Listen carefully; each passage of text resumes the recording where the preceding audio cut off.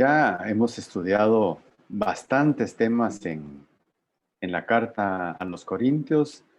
Ya estamos en el problema número 38 de los 40 que encontramos que podría tener esta congregación y de esos problemas podemos aprender mucho. Pero ¿en qué consiste este problema 38? Y también coincide con que estamos iniciando el último capítulo de la carta de Primera Corintios. El tiempo se ha ido, han pasado los meses y los estudios han pasado. Ya en el capítulo 16, Pablo está cerrando el propósito de esta carta. Ya vimos que era una carta a una iglesia llena de problemas, llena de conflictos internos, eh, mala reputación, mal uso de los dones, eh, peleas entre ellos, discusiones, iras, envidias, tanta cosa. Pero en este capítulo 16, Pablo ya va a empezar a cerrar los temas. Y el tema con que él inicia este último capítulo es el tema de la generosidad. Eh, y se lo está diciendo a una iglesia que, a diferencia de las demás, era una iglesia económicamente bien posicionada.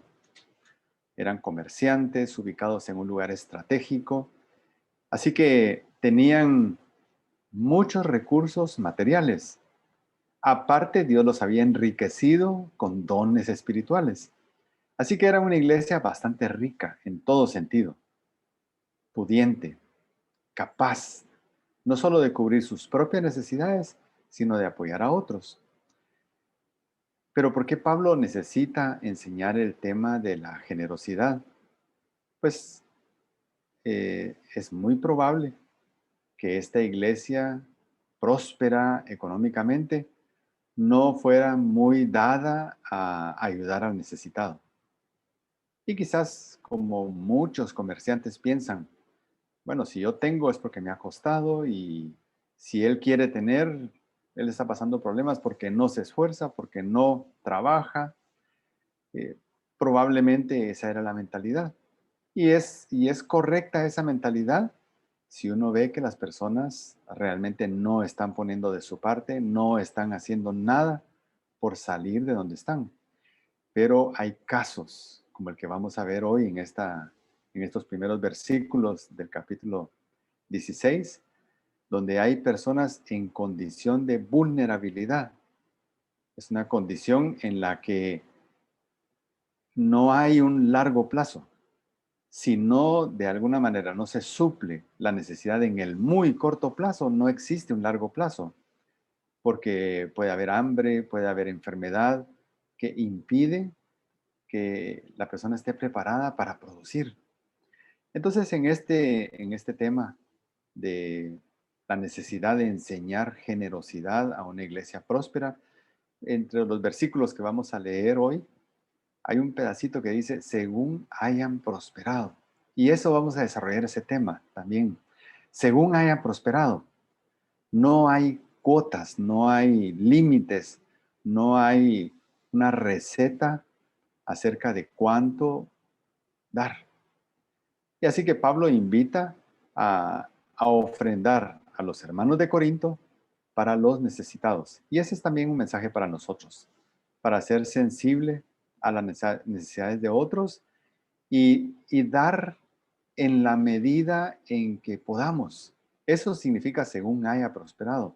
En la medida en que cada uno ponga en su corazón, en la medida en que cada uno sienta que puede hacerlo con los recursos que Dios le ha dado. Y aquí no hablamos exclusivamente de recursos económicos. Si bien el texto está hablando de una ofrenda, no hablamos exclusivamente que solo con dinero se puede apoyar a las personas. Si realmente no hay dinero para apoyar, hay otras formas de apoyar. Se puede visitar, se puede orar, se puede conversar, escuchar, hacerse uno empático con la situación de las personas. Entonces, y para eso no se necesita dinero. Ahora, si uno tiene capacidad, tiene recursos, cómo para ayudar a alguien que está en condición de vulnerabilidad, alguien que está en necesidad real, entonces no hay ningún impedimento para hacerlo. Eso enseña Pablo. Y eso está en 1 Corintios capítulo 16 del 1 al 9, que es el estudio que tendremos hoy. Ya es el estudio número 41 de 43 que tendremos. Pero, perdón, sí, es el estudio número 41 porque son 38 problemas y 3 que hicimos de introducción. Ya son 41 temas que hemos sacado de esta carta de 1 Corintios. Pero vamos a orar antes de leer. Señor, te damos gracias por todo lo que hemos aprendido en esta carta. Ya vemos que la carta va terminando y hemos aprendido mucho de contexto, mucho de problemática y especialmente la forma en que tú quieres que nosotros abordemos cada uno de esos conflictos, ya sea porque nosotros seamos la causa de conflictos similares o veamos en otros conflictos de ese tipo para que tengamos una guía de cómo resolver conflictos. Y en este tema, Señor, ayuda también a nuestro corazón a poder ser sensible a la necesidad de otros. No solamente a la necesidad de obreros que dedican su tiempo completo, muy intencionalmente, a cumplir la gran comisión, sino también a personas que están pasando una condición difícil, que están pasando penas, pobreza, hambre, escasez. Ayúdanos a que si tenemos la posibilidad, ayudemos, seamos generosos. Señor, gracias por todo lo que has dejado en esta carta que Pablo escribió hace tanto tiempo a una iglesia local que para nosotros es tan lejana, tan desconocida, tan impersonal, pero la carta que ha llegado a nosotros la podemos hacer nuestra, Señor, y aprender. Gracias por eso.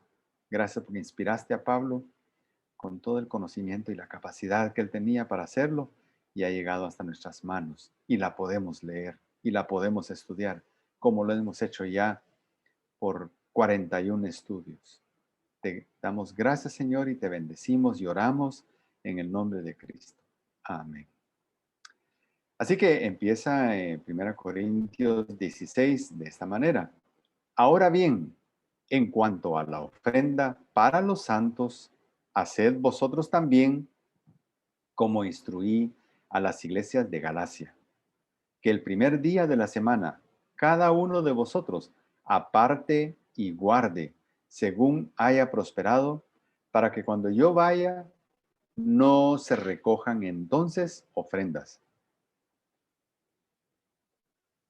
Y cuando yo llegue, enviaré con cartas a quienes vosotros hayáis designado, para que lleven vuestra contribución a Jerusalén. Y si es conveniente que yo también vaya, irán conmigo. Iré a vosotros cuando haya pasado por Macedonia, pues voy a pasar por Macedonia. Y tal vez me quede con vosotros, o aún pase ahí el invierno, para que me encaminéis a donde haya de ir. Pues no deseo veros ahora solo de paso, porque espero permanecer con vosotros por algún tiempo, si el Señor me lo permite. Pero me quedaré en Éfeso hasta Pentecostés, porque se me ha abierto una puerta grande para el servicio eficaz y hay muchos adversarios. Así que Pablo, por lo que leemos, está en otra ciudad, está en la ciudad de Éfeso. Desde ahí se enteró de los problemas de Corinto y desde ahí escribe esta carta, una carta muy importante. ¿Y cuál es el contexto? Ya en este capítulo 16, Pablo hace un giro en los temas que ha estado tocando. Hace un cambio total de tema. Ha tocado 37 problemas, 38 problemas que tenía la iglesia local de Corinto. Problemas por su estancamiento espiritual y carnalidad, problemas en su testimonio personal e individual, pero también en el testimonio colectivo como iglesia local. Tenían problemas de mala reputación como iglesia dentro de las iglesias cristianas de ese entonces. y también tenían problemas en el incumplimiento de su misión y propósito. Dios había encaminado a Pablo para establecer esta congregación en esa región estratégica de Corinto, en ese puerto importante de Corinto, con un propósito. El Espíritu Santo les había dado dones con un propósito para que ellos cumplieran una misión, principalmente evangelística, en gente de todo el mundo que llegaba a ese lugar. El Espíritu Santo sabía que si ellos cumplían su misión, el Evangelio, partiendo de Corinto, el Evangelio se iba a expandir por todo el mundo, porque había visitantes de todo el mundo que llegaban y permanecían a veces buen tiempo en esa ciudad antes de continuar sus viajes. Negociantes, comerciantes, viajeros, intelectuales, eh, religiosos, pasaban por ahí. Así que tenían una misión y un propósito y ellos no estaban cumpliendo con eso. Pablo ha tocado esos temas.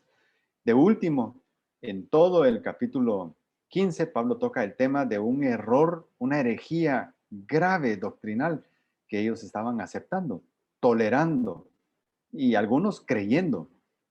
Y es que podían ellos tener un evangelio sin un Cristo resucitado. Y Pablo les demuestra en todo ese capítulo que eso es absurdo, es imposible. Si Cristo no resucitó, todo el evangelio se viene abajo, pero el evangelio está vivo, porque Cristo está vivo. Así que después de tocar todos esos temas, ahora pasa a tocar el tema de la generosidad al necesitado. En el capítulo 9, y es para recordar un poco, Pablo tocó el tema de la generosidad hacia el obrero, hacia la persona que, siendo ya salva, decide entregar todo su tiempo, todo su esfuerzo, al grado de que no le queda mucha reserva de tiempo para hacer su propia provisión él mismo.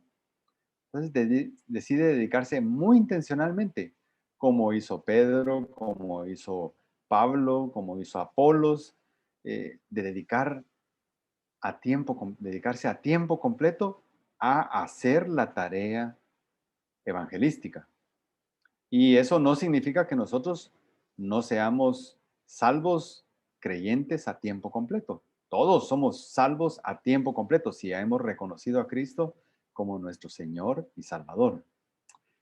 Así que Dios en el capítulo 9 estableció como algo digno que el obrero que se dedica a el ministerio cubra sus gastos con ofrendas. Pablo aclaró muy bien eso. Si él dedica todo su tiempo al ministerio, está bien, no hay ningún problema, es digno, no es humillante que cubra sus gastos con ofrendas. Eso lo tocó en el capítulo 9. Pero había un gran problema con estos hermanos de Corinto. De entre todos los problemas que tenían era una grave inmadurez, una carnalidad. Y eso los llevaba a querer usar las ofrendas hacia el obrero, que en este caso era Pablo, para chantajearlo, para que enseñara solo lo que ellos querían que enseñara, para que no lo redarguyera, para que no lo regañara, no lo reprendiera. Entonces llegó al punto que Pablo decide no recibir nada de ellos.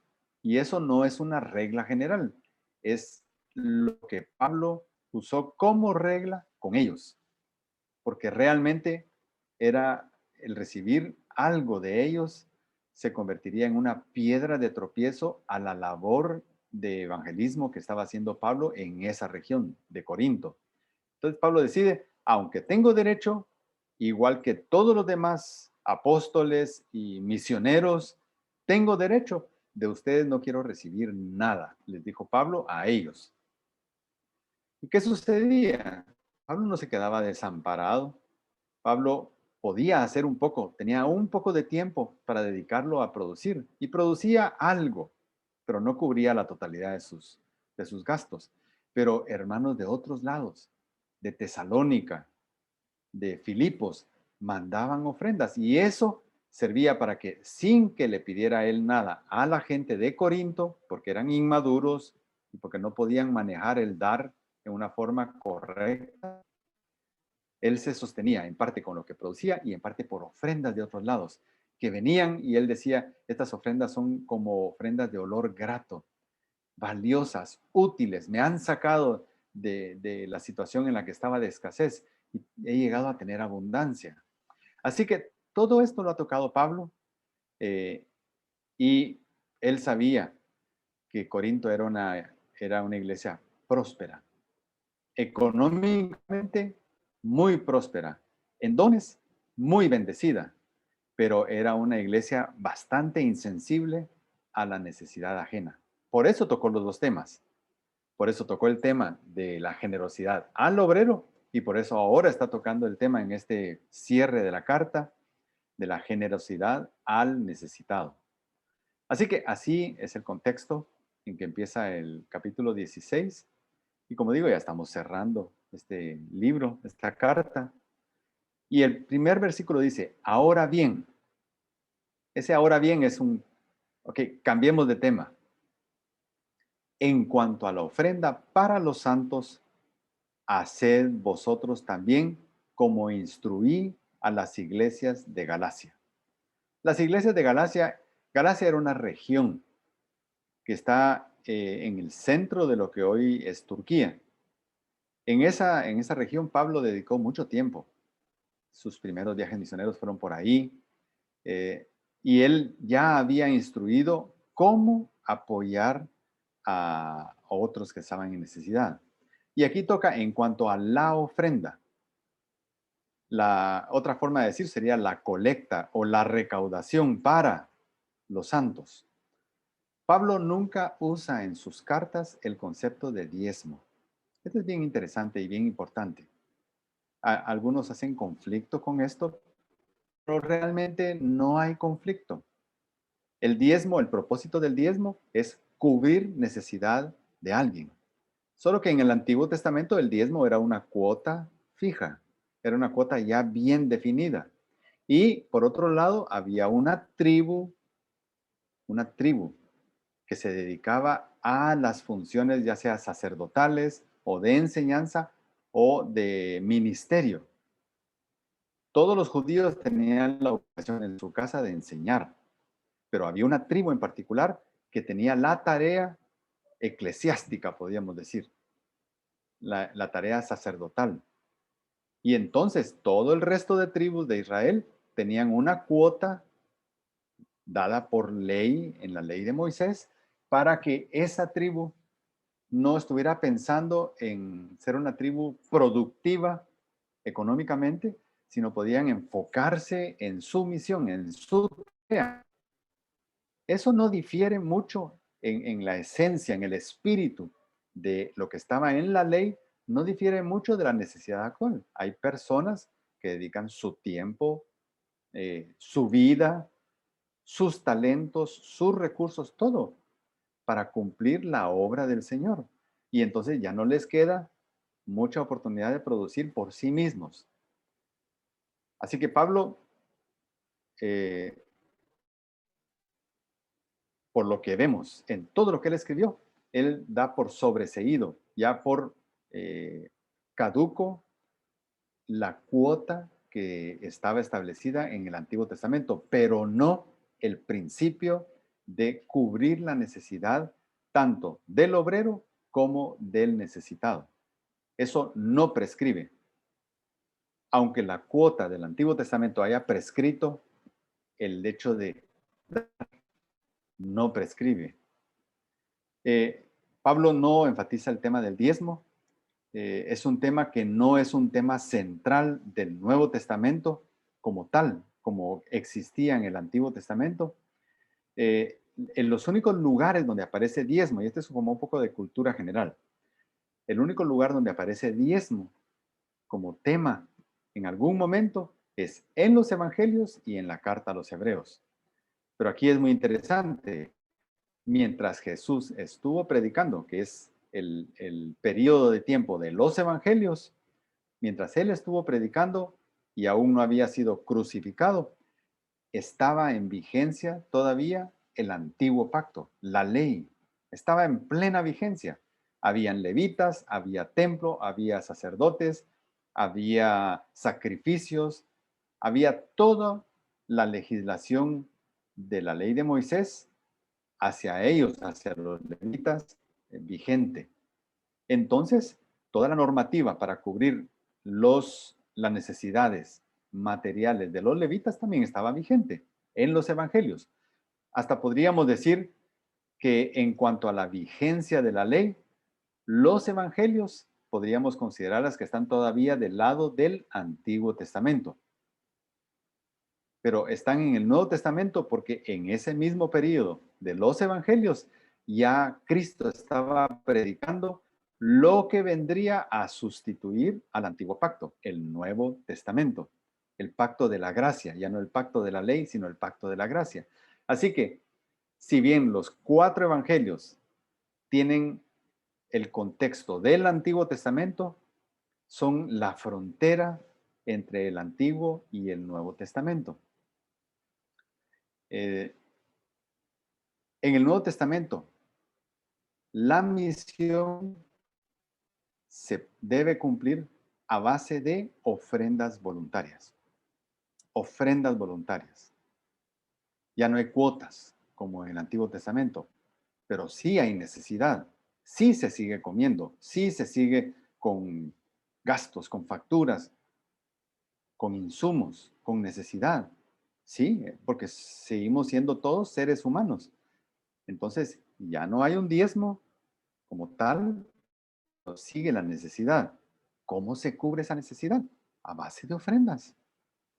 Yo no podría decir, como ya se venció el antiguo pacto, ya no hay diezmo, ya no doy nada, ya no ayudo en nada. Me vuelvo insensible, ¿no? Sigue la necesidad, solo que ahora no hay cuotas. Miremos esto un poco más. Dice la ofrenda para los santos. ¿Quiénes son los santos de los que está hablando Pablo? Y él está hablando principalmente de hermanos en Cristo, creyentes, que habían caído en pobreza y necesitaban ayuda. Eran salvos que estaban en una condición de vulnerabilidad. Esa ayuda que necesitaban estos creyentes no podía esperar a un emprendimiento personal. Todos sabemos que un emprendimiento lleva tiempo,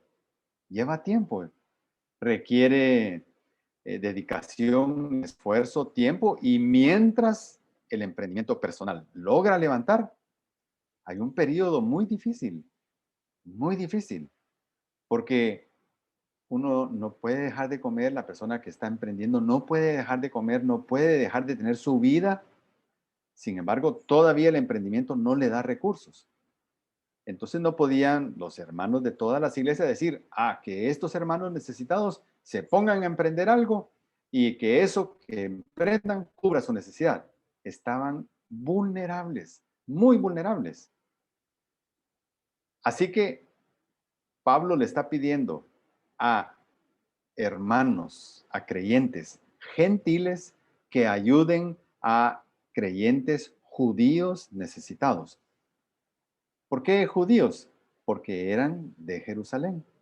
Ahí es donde estaba sucediendo principalmente la pobreza, la necesidad. Y dice Pablo, haced vosotros, hermanos de la iglesia local de Corinto, hagan ustedes como ya instruí. Tomen el modelo, tomen el procedimiento que ya establecí en otras iglesias que están en otra región, pero igual, son gentiles igual que ustedes y están enfocados en ayudar a judíos en Jerusalén que tienen necesidad. Tomen el modelo que ya establecí. No es algo que les esté pidiendo solamente a ustedes. No es que yo me esté aprovechando de que ustedes tienen recursos. Los hermanos de Galacia no tienen tanto como tienen ustedes. Sin embargo, ellos ya están ayudando. Ya están viendo cómo pueden suplir la necesidad que hay en Jerusalén con los hermanos que están en situación de pobreza grave. El concepto es muy simple. No hay que darle muchas vueltas. Es muy claro. ¿Qué es lo que se necesita? Voluntad. Voluntad. Eso es todo. Yo puedo complicarlo, argumentar lo que quiera, pero realmente el concepto es simple. Yo tengo, el otro no tiene. El otro no puede emprender todavía, quizás más adelante. pero ahorita necesita, y yo tengo, debo tener la voluntad de querer dar, de querer ayudar. Dice en el versículo 2 que el primer día de la semana, cada uno de vosotros aparte y guarde según haya prosperado, para que cuando yo vaya, no se recojan entonces ofrenda. El primer día de la semana, está bien claro, es el día domingo, y era el día en que normalmente se estaban congregando. Ese día difería del Shabbat, que era el sábado, que era el día que se congregaba el judío que seguía la ley, ¿verdad? Pero el domingo los creyentes, los cristianos, se empezaron a congregar recordando que fue un día domingo que Cristo resucitó. Así que ese primer día de la semana ellos se reunían. Y dice, cada uno de vosotros aparte y guarde. Ese aparte y guarde es un asunto totalmente individual, privado y sin fiscalización. Miren, son conceptos importantes que están detrás de la ofrenda al estilo, al modo del Nuevo Testamento. Debe ser individual, privada y sin fiscalización. Cada uno de vosotros aparte y guarde, según haya sido prosperado. Este sido es bien interesante porque está en una voz pasiva. La prosperidad no es producto de nuestra inteligencia, nuestra sagacidad, nuestra capacidad. Pablo está ubicando a cada creyente que tiene recursos en la posición que debe tener. Tú tienes porque te fue dado. Has sido prosperado. Tú no te prosperaste a ti mismo. Has sido prosperado. El que tiene todo, Dios te ha dado a ti según haya sido prosperado. Debe apartar. Y el único punto que Pablo toca acá es que apela a la conciencia. ¿Cuánto has recibido? ¿Cuánto has sido prosperado? Entonces, haz tus cálculos tú mismo, tranquilo, sin fiscalización, en forma privada e individual, haz tus cálculos y considera algo que tenga proporcionalidad a tu prosperidad.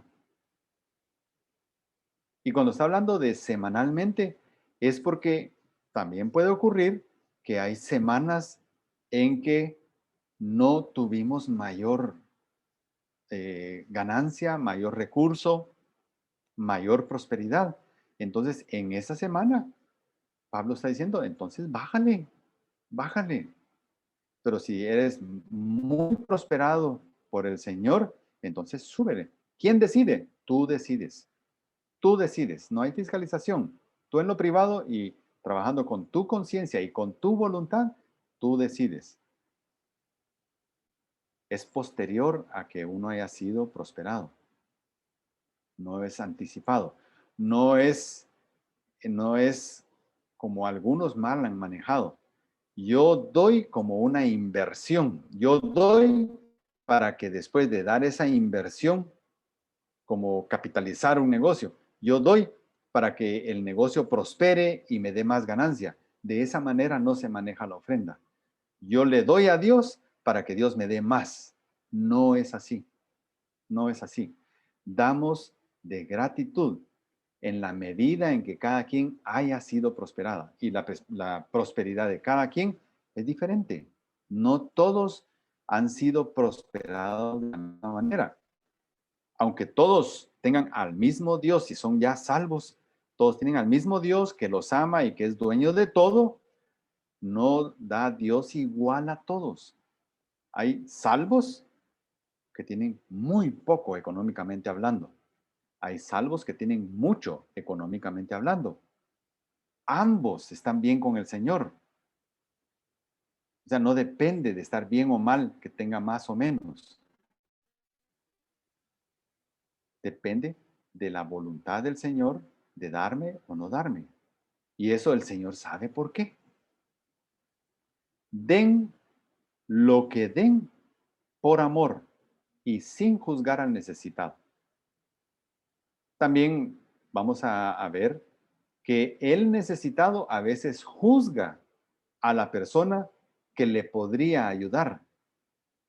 Hay de los dos lados, el que da juzgando al que no tiene y el que no tiene juzgando al que tiene acerca de cuánto debería dar o acerca, en otros casos, de no querer recibir del que ha sido prosperado porque siente que fue prosperado por otros medios que no son legales y por lo tanto él no quiere ni va a recibir. Ambas posiciones están mal. Ambas posiciones están mal. Hay que dar lo que se dé, los ponga en el corazón por amor y sin juzgar. Continúa, que haya sido prosperado para cuando yo vaya. Hagan la colecta.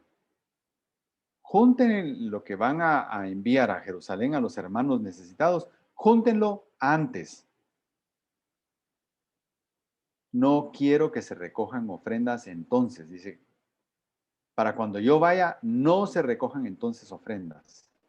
Pablo no quería que se usara tiempo, el tiempo valioso de su estadía en Corinto la siguiente vez que él fuera.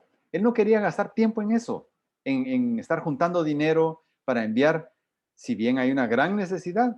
Él no quería en ese momento estar usando de su tiempo para promover la conciencia, para trabajar la conciencia de los hermanos, para que den.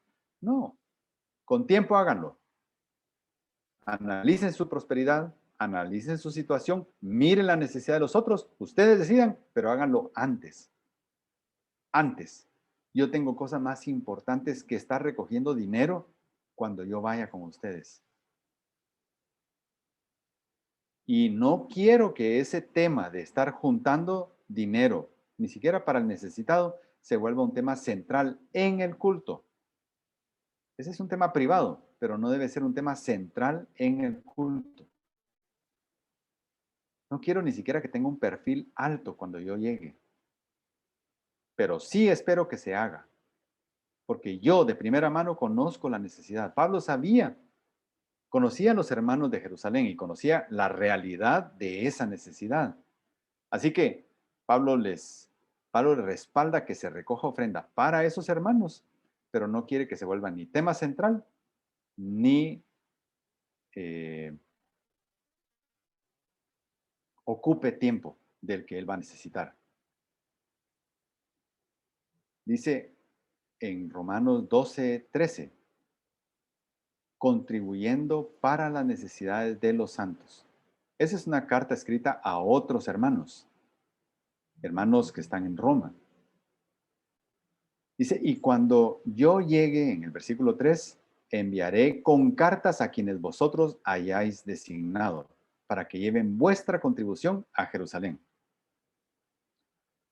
Cuando yo llegue y ya la colecta esté lista, entonces yo lo que voy a hacer, dice Pablo, lo que yo les ofrezco hacer es escribir cartas para acreditar a quienes van a llevar esa ofrenda y les doy esas cartas para que ellos vayan y le entreguen.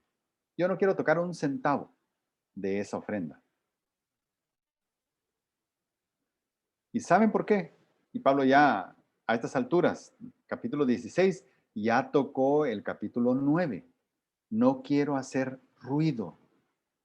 En mi labor como pastor, como maestro, como evangelista y en este caso como consejero de todos los problemas que ustedes tienen, no quiero hacer ruido manejando dinero. Manejar dinero siempre genera ruido. Por eso es que nunca les he pedido apoyo. Eso lo dijo en el capítulo 9. Nunca les he pedido apoyo, porque pedirles apoyo a ustedes, que son bien inmaduros y bien carnales, solo genera ruido y me complica el enseñarles. Miremos en 1 Corintios 9:18. ¿Cuál es entonces mi recompensa? Que al predicar el evangelio pueda hacerlo gratuitamente sin hacer pleno uso de mi derecho en el evangelio. Estrategia de Pablo, ¿con quiénes? Con los hermanos de Corinto. con el inmaduro, con el hermano, y es una regla general, con el hermano que es incapaz de manejar la generosidad para ayudar al obrero y siente que es algo obligatorio o siente que no lo merece la persona que está recibiendo la ayuda, es mejor no recibir nada de alguien así, porque si lo recibo, ya me va a costar mucho enseñar, porque él siente que me está pagando para que yo le enseñe. Y no es así, no es así. Entonces Pablo evita de ellos, ¿verdad?, a recoger ofrendas. Dice, pero dice el versículo 4, y si es conveniente que yo también vaya, irán conmigo, irán conmigo. Pablo no descarta que los delegados sean ellos los que lleven los recursos y sean ellos los que entreguen. La única diferencia es que Pablo los acompañaría.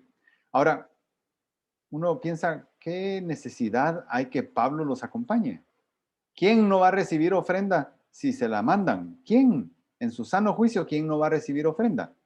Sin embargo, hay que reconocer el contexto. Los hermanos de Jerusalén eran judíos principalmente. Durante siglos, los judíos consideraron a los gentiles como paganos. Les llamaban incircuncisos, paganos. Les costó les costó a los judíos entender y aceptar que había gentiles creyentes, que la iglesia no era solo para judíos, era también para gentiles. Les costó aceptarlo. Pasó tiempo, hasta los apóstoles, hasta Pedro le costó aceptarlo. Pero dentro de los hermanos de la congregación había muchos que todavía sentían que los gentiles eran paganos. Aunque fueran ya creyentes, aunque fueran parte de la iglesia, aún eran paganos. Entonces, el dinero que ellos producían era dinero inmundo. La riqueza que ellos tenían era riqueza inmunda. ¿Por qué? Porque se hacía en relación a negocios con pueblos paganos. Y por supuesto, era comercio con personas incrédulas. Entonces, sí, conociendo ese contexto, era muy probable que el orgullo y la mala comprensión de este nuevo pacto, que era esta nueva era de la iglesia, la mala comprensión de parte de los judíos en Jerusalén hiciera que, a pesar de que tenían necesidad, pudieran no recibir la ayuda, no recibir la ayuda que venía de Corinto. Había también otra razón por la que podían no recibir la ayuda, y es que los hermanos de Corinto se habían labrado una mala reputación. Ya su reputación los precedía en todo el mundo cristiano de ese entonces. ¿Sí era una iglesia próspera económicamente? Sí. ¿Bendecida con dones del Espíritu Santo? Sí. Pero habían hecho tan mal uso de esos dones y de su prosperidad económica que habían ganado una mala reputación. Entonces podría no recibirse la ofrenda que venía de ellos por ser gentiles, como ya vimos hace un ratito, o por la mala reputación. Entonces Pablo dice, bueno, si algo así pudiera preverse que podría pasar, entonces probablemente yo vaya con los que lleven la ofrenda para ayudar a que sí reciban la ofrenda que ustedes están mandando. Pero Pablo no quería manejar dinero o víveres. Y aquí es importante recordar que la mayoría, la inmensa mayoría, si no por decir el 100% de las ofrendas y diezmos que se hacían en el Antiguo Testamento eran víveres, eran animales, eran cereales, era harina. Ese tipo de cosas eran las que se daban. ¿Por qué? Porque esas eran las que se ofrecían en los sacrificios y también de una vez era insumos, podemos decir, o abarrotes para la manutención de los levitas. Así que es posible que en lo que mandaron a Jerusalén no solo fuera dinero, también podría haber víveres. Depende de lo que cada quien manejaba. podía agarrar de su inventario y mandar algo, cereales o algo. Así que Pablo no quería manejar. Pablo, por otro lado, nunca rechazó el apoyo y la ayuda personal. Se cuidaba de no hacerlo si generaba ruido, pero sí recibía ayudas.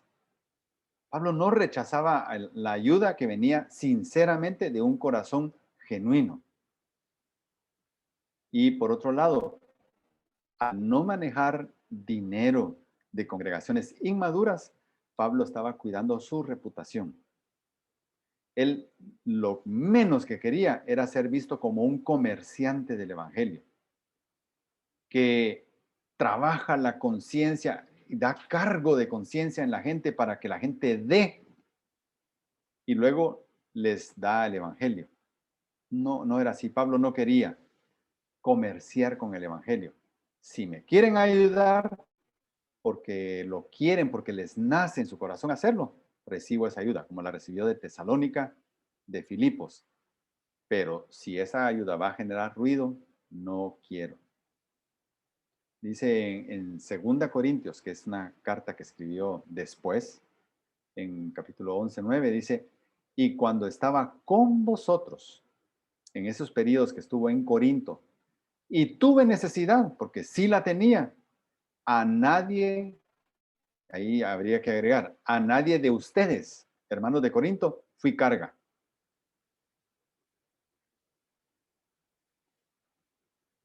A nadie de ustedes fui carga. ¿Quiénes me apoyaron? Los hermanos que llegaron de Macedonia. Ellos me ayudaron. Ellos me ayudaron. Ellos cubrieron mi necesidad. No fueron ustedes. Con ustedes vino la necesidad que yo tuve, pero no fueron ustedes los que suplieron, otros la suplieron. En el versículo 5 dice, iré a vosotros cuando haya pasado por Macedonia. Pues voy a pasar por Macedonia, como lo enfatiza. Iré a vosotros. En ese momento Pablo estaba en Éfeso, pero ya había programado su siguiente viaje. Y en su siguiente viaje, él quería estar con los hermanos de Corinto. Ahora, para pasar por Macedonia, Pablo seguramente estaba pensando o ir por tierra o ir por barco. Primero a la región de Macedonia y luego bajar visitando las iglesias de Macedonia, Filipos, para finalmente llegar a Atenas y finalmente parar en Corinto. De esa región de Macedonia, la ciudad más importante de todas era la ciudad de Filipos. Era una ciudad tan importante que fue erigida la ciudad en honor a Filipo, el padre de Alejandro el gran conquistador griego que expandió el imperio griego a todo el mundo. Pues la ciudad de Filipos estaba en el centro de Macedonia, era en honor al papá de Alejandro el Grande. Y era una ciudad muy generosa, muy generosa. Tesalónica era otra ciudad de esa misma región de Macedonia, muy generosos también con Pablo, con el obrero Pablo, que estaba dedicado a hacer la labor en Corinto y en otras regiones.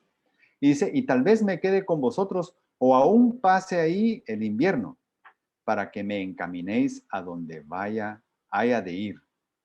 Dice, y tal vez. Pablo planeó la salida y más o menos su recorrido inicial, pero Pablo dejaba libre la duración de estadía en cada lugar. Él no llegaba ya con un itinerario de un periodo definido, sino que él dejaba que el Señor lo guiara. Si yo llego a un lugar y el Señor me muestra que ahí en ese lugar debo quedarme más tiempo, me quedaré más tiempo. Eso no dependía de él, se lo dejaba al Señor. Y también dependían mucho de las oportunidades de predicar que se abrieran en cada lugar. Dice, o aún pase ahí el invierno y tal vez me quede con vosotros. En este caso, Pablo no quería una visita de paso. Si miramos todos los temas que ha tocado en 1 Corintios, se entiende claramente que Pablo quería pasar con ellos un periodo largo, porque si bien escribí una carta que toca todos los temas, me gustaría ver tema por tema despacito, con ustedes, con sus líderes, con los hermanos que están en esos conflictos o que están generando los problemas. Quiero tener tiempo con cada uno de ellos. Quiero volver a cimentar las bases de un evangelio correcto y claro y sencillo que parece que ustedes han estado torciendo. Entonces Pablo quería pasar tiempo, no los quería ver de paso. Y luego dice finalmente, para que me encaminéis a donde haya de ir. Y ese encaminar, nosotros lo hemos puesto muy sencillo ahora. ¿Será que me encaminas? Y cuando uno habla de encaminar, es acompañarme a tomar el bus, acompañarme al siguiente pueblo o acompañarme. Pero en términos del Nuevo Testamento, encaminar tiene una connotación diferente, una connotación muy diferente a la que nosotros le damos hoy. Encaminar significaba darme todos los recursos que necesito y los fondos para continuar mi viaje, para poderme establecer y sufragar por lo menos los gastos iniciales de alojamiento, de comida en el siguiente lugar, mientras en ese lugar se levantan personas generosas que me puedan apoyar en mi estadía, mientras localizo un hermano digno en la casa del cual quedarme. Pero mientras tanto, yo necesito viajar, tomar barco o tomar un medio terrestre, necesito comer. Entonces, encaminar es suplir las necesidades de este siervo del Señor para continuar su ministerio en el siguiente paso después de estar con ustedes. Eso es encaminar. Y era lo deseable, que cuando un misionero llegaba a un lugar, ese lugar lo encaminara al siguiente lugar. Luego, cuando ya había generosidad en ese siguiente lugar, los hermanos de ese siguiente lugar lo encaminaban, o sea, le daban los fondos para seguir al siguiente y así cubría sus gastos. Pablo no salía en un viaje misionero con el 100% de sus viáticos en la bolsa. No, no era así, no era así. Es una cuestión ya más moderna que un misionero a veces quiere salir con el 100% de sus viáticos garantizados desde que sale. En tiempos de Pablo no era así. No resolvía primero su manutención y después salía. Lo que mandaba, lo que era mandatorio para salir en un viaje misionero era ver la necesidad. Ver la necesidad. Eso era suficiente para salir. Entonces, cuando él miraba la necesidad, le pedía a los hermanos del lugar donde estaba, encamíneme a tal lugar. Y les dejaba la libertad de que actuaran con generosidad acerca de cuánto podrían darle para continuar su viaje. Y salía con fe, que Dios le daría no solo fuerzas para sobrellevar todo, le daría los recursos, la salud, todo para cumplir su misión. Y saben una cosa, el dar obra principalmente para el bien del que da. Es cierto, el dar ayuda al que recibe, pero el dar obra principalmente para el bien del que da. En Filipenses 4, 12 al 15 hay un pasaje muy, muy lindo que explica esto. Dice, sé lo que es vivir en la pobreza. Eso lo escribe Pablo a la carta, es una carta escrita a los hermanos de Filipos, que era la ciudad principal de Macedonia, como ya vimos. Sé lo que es vivir en pobreza y lo que es vivir en la abundancia. He aprendido a vivir en todas y cada una de las circunstancias, tanto a quedar saciado como a pasar hambre, a tener de sobra como a sufrir escasez. Todo lo puedo en Cristo que me fortalece. Sin embargo, a pesar de que todo lo puedo, que sé sufrir escasez, sin embargo, han hecho bien en participar conmigo en mi angustia. Y ustedes mismos, filipenses, saben que en el principio de la obra del Evangelio, cuando salí de Macedonia, y está hablando cuando salió de Macedonia para ir a Corinto, cuando salí de Macedonia, ninguna iglesia participó conmigo en mis ingresos y gastos, excepto ustedes, hermanos de Filipos. Excepto ustedes, nadie más participó. Y continúa, incluso a Tesalónica me enviaron ayuda una y otra vez para suplir mis necesidades. No digo esto porque esté tratando de conseguir más ofrendas. No me tomen a mal, dice Pablo, sino que trato de aumentar el crédito a su cuenta. Ya he recibido todo lo que necesito y aún más. Tengo hasta de sobra, ahora que he recibido de Epafrodito lo que me enviaron. Es una ofrenda fragante, un sacrificio que Dios acepta con agrado. Así que mi Dios les proveerá de todo lo que necesiten, conforme a las gloriosas riquezas que tiene en Cristo Jesús. A nuestro Dios y Padre sea la gloria por los siglos de los siglos. Amén. Escrito por alguien que recibió apoyo de una iglesia en la región de Filipos cuando él más necesitaba. ¿Y qué estaba haciendo Pablo? Predicando, enseñando, sembrando la semilla en el corazón de personas que no la tenían, en un ambiente de mucha religiosidad. No es que no tuvieran religión en el lugar donde Pablo llegaba, eran muy religiosos, una gran religiosidad, pero una religiosidad muerta, vacía. Y Pablo les estaba llevando cuál es la verdadera religión, cuál es el verdadero evangelio. No es esto que ustedes están haciendo. Es algo que tiene sustancia. Y esa sustancia es Cristo. Cristo en el corazón. Cristo resucitado. Así que en el versículo 7 dice, pues no deseo veros ahora solo de paso, pues espero permanecer con vosotros por algún tiempo, si el Señor me lo permite. Pablo quería usar bastante tiempo cubriendo las necesidades de consejería y de instrucción que necesitaba esta iglesia. Toda esa inmadurez que hay entre ustedes necesita ser confrontada. Necesitan ser combatidas las herejías que ustedes han aceptado. Pero para todo eso necesito tiempo. Pero la última palabra acerca de cuánto me podré quedar con ustedes la tiene el Señor. Pero me quedaré en Éfeso hasta Pentecostés.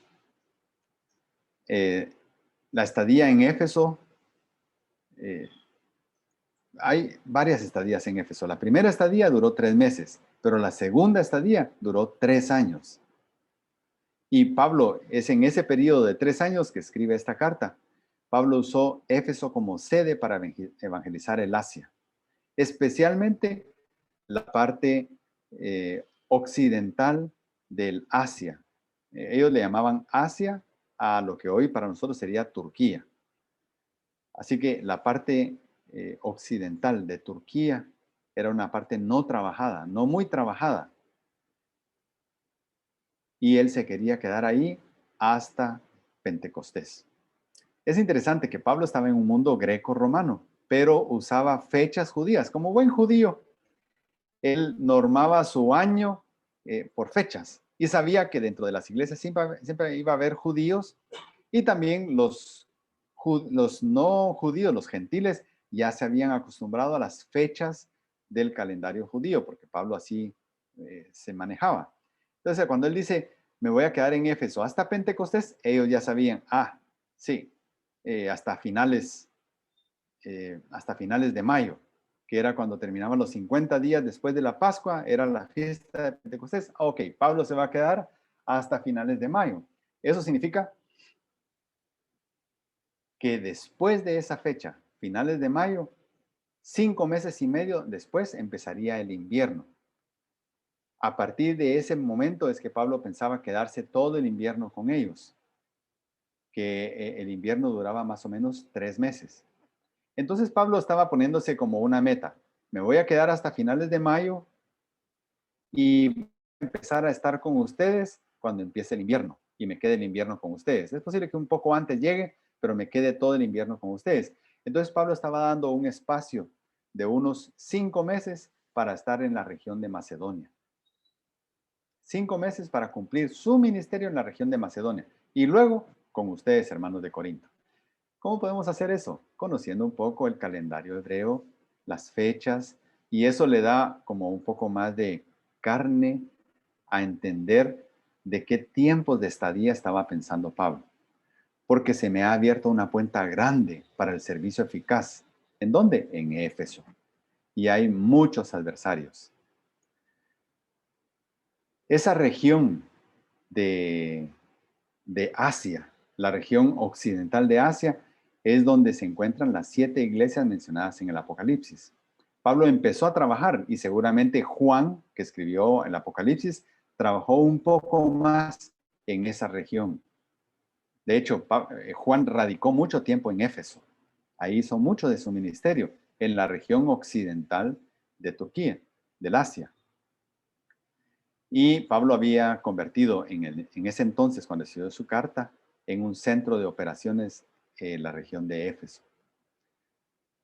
Galacia, que estaba al centro del Asia, fue el objetivo de su primer viaje misionero y estuvo incluso en el segundo viaje misionero ahí, pero no había tocado la región occidental.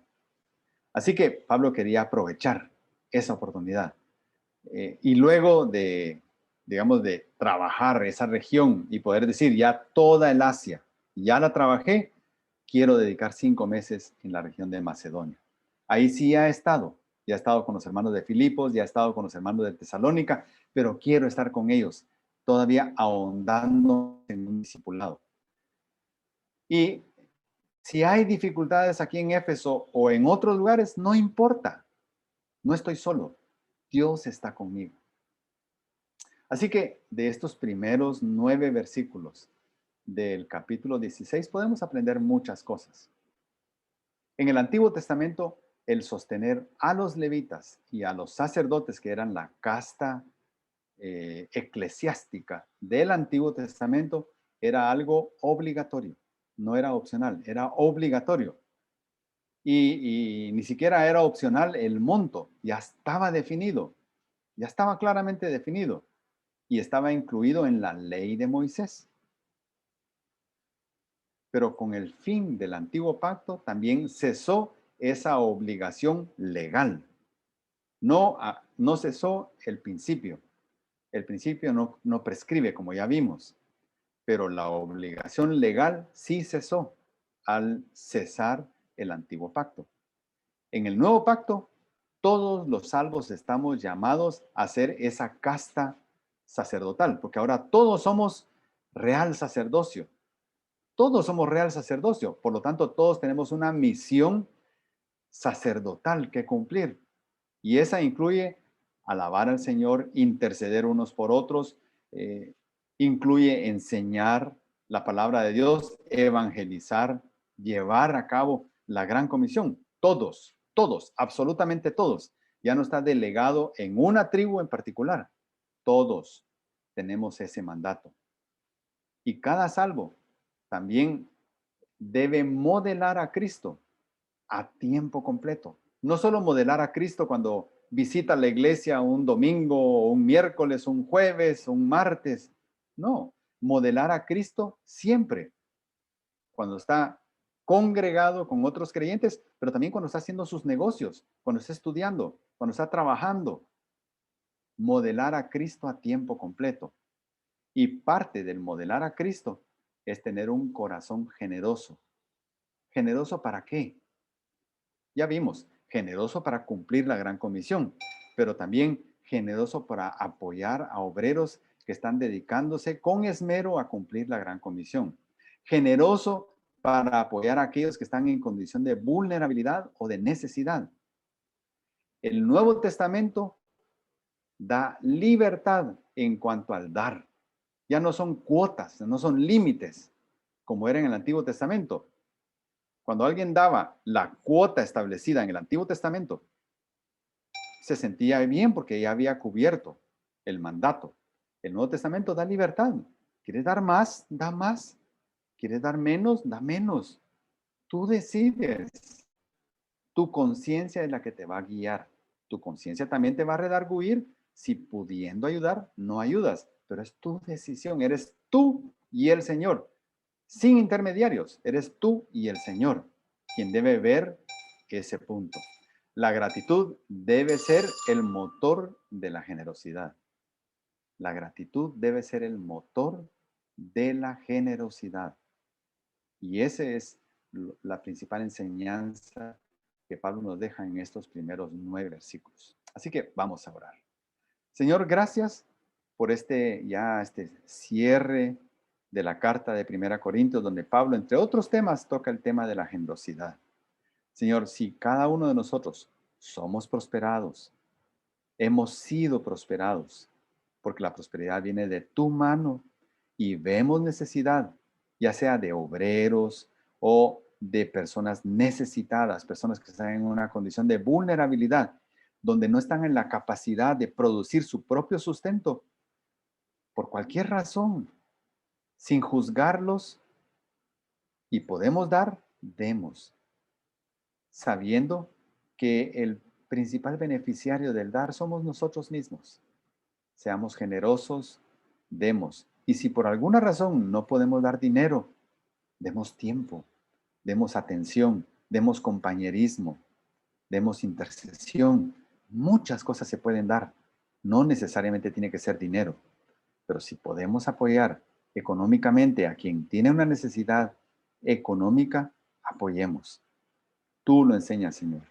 Tú lo enseñas claramente en estos 9 versículos de este capítulo 16, así como lo enseñó Pablo, inspirado por ti en el capítulo 9 acerca de la generosidad en el dar para el obrero. Así que ayúdanos, Señor, a trabajar en nuestro corazón para poder hacer con libertad y con gozo, sabiendo que nada es nuestro. Y cuando dejemos este mundo, todo el patrimonio mundial, cuando el ser humano deje completamente este mundo, todo el patrimonio que la humanidad ha acumulado a base de la transformación y el agregar valor a la materia prima, todo ese patrimonio mundial, toda esa macroeconomía se va a quedar acá, todita. Nos vamos a ir sin nada de ese patrimonio. Así que mientras lo tengamos acá y mientras administremos un patrimonio, seamos generosos. Gracias, Señor, porque tú estás hablando en nuestro corazón y tú nos instruyes y nos guías. Oramos, Señor, dándote gracias por todo en el nombre de Cristo. Amén.